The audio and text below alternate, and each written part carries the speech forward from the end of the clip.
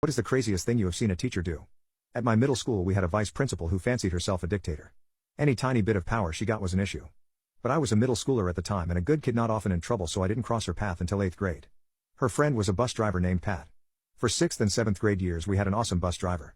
He was nice to the kids, let us put the windows down when the Georgia heat got too much, etc. But he retired and the bus driver we got was an extremely angry middle-aged woman named Pat who did not like children and made that clear every day. The windows stay up or we go back to the school. She would yell as she had the only fan blowing in her face on a 100-plus-degree school bus. Ostensibly this was to keep us from throwing things out of the bus, but that was never an issue before or after. The real reason was that before the bus driver could leave the bus at the end of the day all the windows had to be back up and locked. So this saved her effort.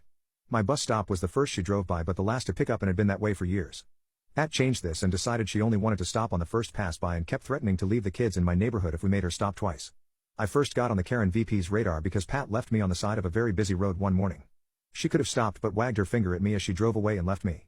I flipped off the kids laughing at me out of the back window, but the bus driver Pat thought I was flipping her off.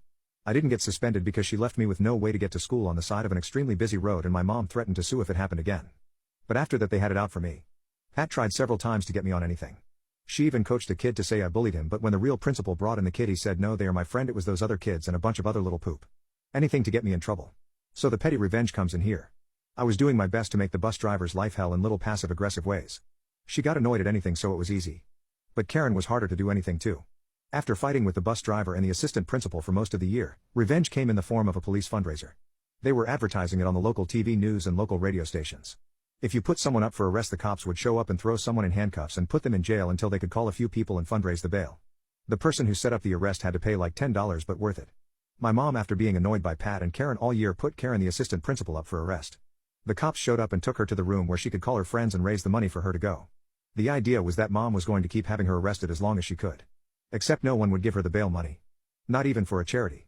So she ended up missing most of a day sitting in the police precinct trying to get anyone to put up enough money for her to leave.